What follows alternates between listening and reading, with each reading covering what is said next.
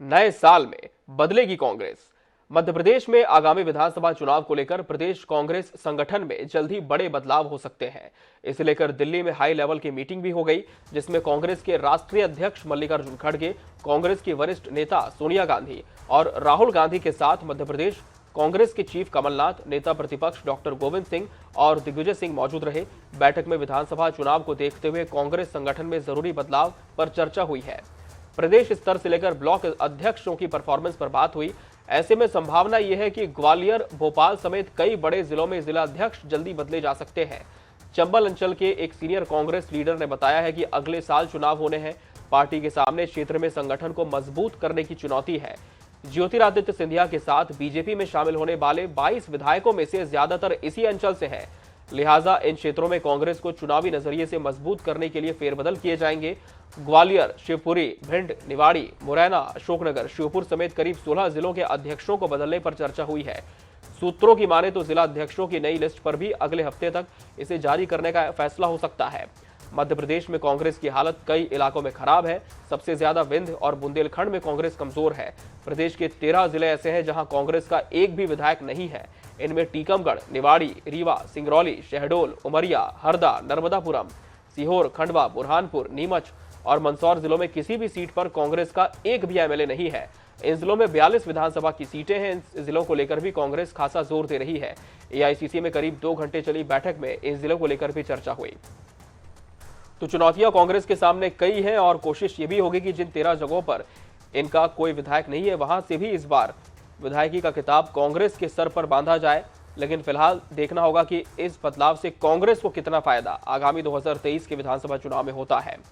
आपको एक बार फिर बता दें कि नए साल में कांग्रेस का एक नया स्वरूप सामने आने जा रहा है। आलाकमान में भी इसे लेकर बैठक हो चुकी है, सहमति बन चुकी है कि कुछ जिलों में जिला अध्यक्ष बदले जाएंगे, किसी और को कमान दी जाएगी। हालांकि जहां पर पहले से ही कांग्रेस के सिटिंग एमएलए हैं, वहां पर क्या कोई बदलाव होगा, इसे लेकर फिलहाल स्थिति स्पष्ट नहीं है। हमारे साथ कांग्रेस प्रवक्ता संगीता शर्मा जी जुड़ चुकी हैं। संगीता जी, बहुत स्वागत है आपका INS 24/7 पर। संगीता जी, निश्चित तौर पर बदलाव अपने साथ एक नई शुरुआत लेकर आता है। जहां तक कांग्रेस संगठन में बदलाव की बात है, कितना अहम इसे कांग्रेस मानकर चल रही है और क्या कांग्रेस ये स्वीकार रही है फिलहाल कि कुछ इलाकों में जहां पर कांग्रेस को और मजबूत स्थिति में आने की जरूरत है, ऐसे में ये बदलाव करना बहुत जरूरी है?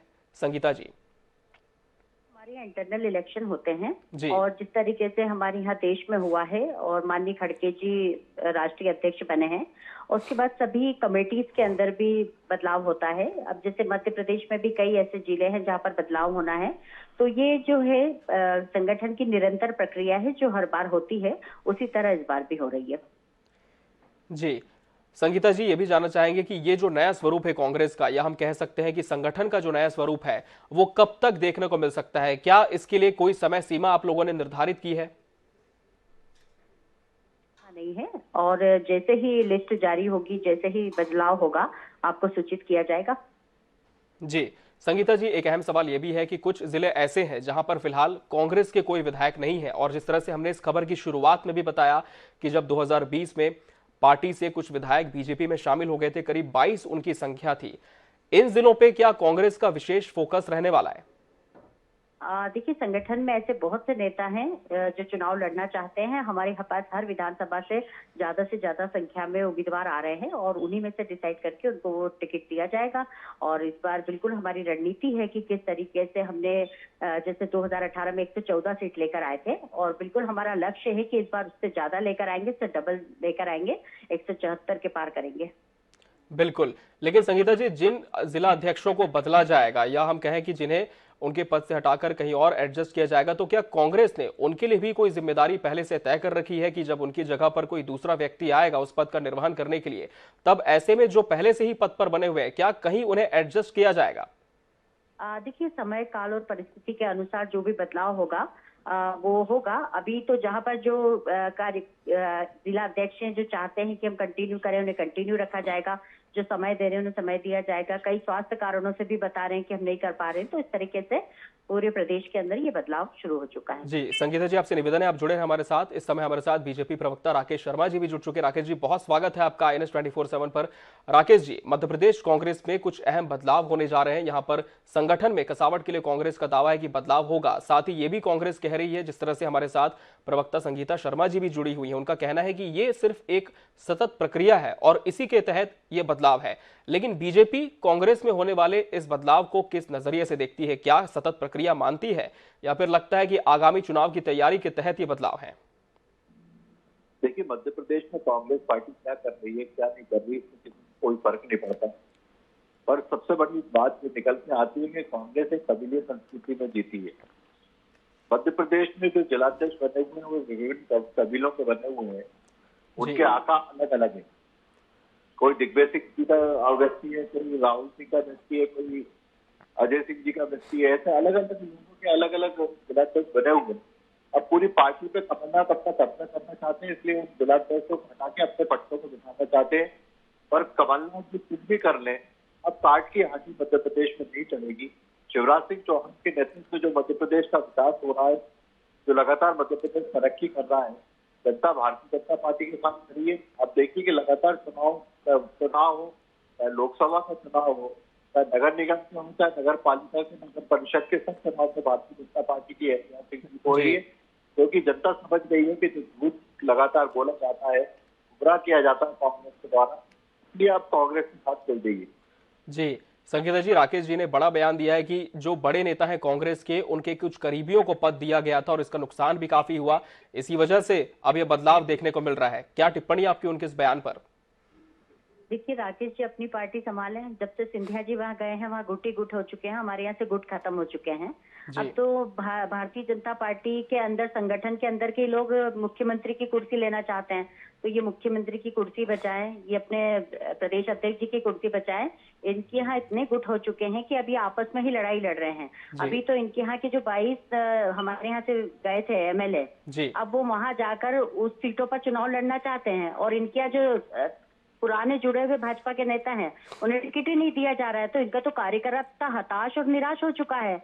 अब इनको संगठन में भी परेशानी है और सत्ता में भी परेशानी है। तो ये अपनी पार्टी और अपनी सत्ता को चलाएं, कांग्रेस में ताका झाकी करना छोड़ दें। क्योंकि कांग्रेस तो अब हर राज्य में जीत रही है, मध्य प्रदेश में भी सरकार बनाने जा रही है। उमा जी ने इनको झटका दे ही दिया है। तो अब ये कहाँ बात कर रहे हैं? उमा भारती जी इनसे नाराज हैं।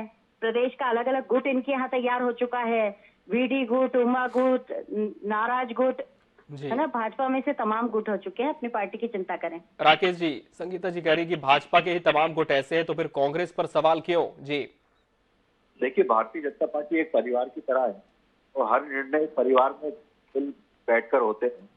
पार्टी निर्णय करती है, पार्टी नेतृत्व निर्णय करता है। और मैंने कहा कि जनता भारतीय जनता पार्टी के साथ है और उसका पैमाना होता है चुनाव। लगातार मध्य प्रदेश में जो चुनाव हो रहा है उसमें भारतीय जनता पार्टी को ऐतिहासिक सफलता मिल रही है। संगीता जी ये क्यों नहीं बताती कि अरुण यादव जो खंडवा बुरहानपुर के सबसे बड़े नेता माने जाते हैं, वहां से लोकसभा का चुनाव भी लड़ा, अभी यात्रा में उनको कोई जवाबदारी नहीं मिली। उलट एक निर्दलीय विधायक मेरा जो भारतीय जनता पार्टी की सरकार का समर्थन कर रहे थे, उनको प्रभारी बना दिया गया, अरुण यादव को किनारे कर दिया गया। इस तरह दिग्विजय सिंह और कमलनाथ में आपस में तूतू में भोपाल के पे एक धरना स्थल पर हुई थी, वो सभी जगह उसके वीडियो उपलब्ध है। जो राहुल गांधी को और कमलनाथ और दिग्विजय सिंह को गले मिलाना पड़ा, जो अर्जुन सिंह के सुपुत्र राहुल कहते हैं कि मुझे कोई काम दे दो पार्टी में, क्यों अरुण यादव को मंच से कहना पड़ता है कि मुझे तीर मारे जा रहा है, मुझे चाकू मारे जा रहा है? ये सब अपने ही लोग हैं। मैं फसल बोता हूँ, काट कोई और ले जाता। तो इस तरह की बातें कांग्रेस के नेता कर रहे हैं। और लक्ष्मण सिंह, चलिए, तो कांग्रेस का कहना है कि इस बदलाव एक निरंतर प्रक्रिया है और इसी के तहत ये प्रक्रिया चलेगी। वहीं बीजेपी का कहना है कि भले ही कांग्रेस कितनी भी तैयारी क्यों ना कर ले, साथ बीजेपी का जनता को मिलेगा। लेकिन देखना होगा कि इस बदलाव का कितना असर सकारात्मक तौर पर कांग्रेस के लिए होता है आगामी चुनाव में। बहुत शुक्रिया आप दोनों का हमसे जुड़ने के लिए इस खबर पर और अपनी बात विस्तार से रखने के लिए। तो 13 जिलों में जिस तरह से कांग्रेस का एक भी MLA नहीं है, लेकिन कांग्रेस अब फिलहाल ये तैयारी कर रही है कि इन जगहों पर भी विशेष फोकस किया जाए ताकि कांग्रेस की जमीन को और ज्यादा मजबूत किया जाए।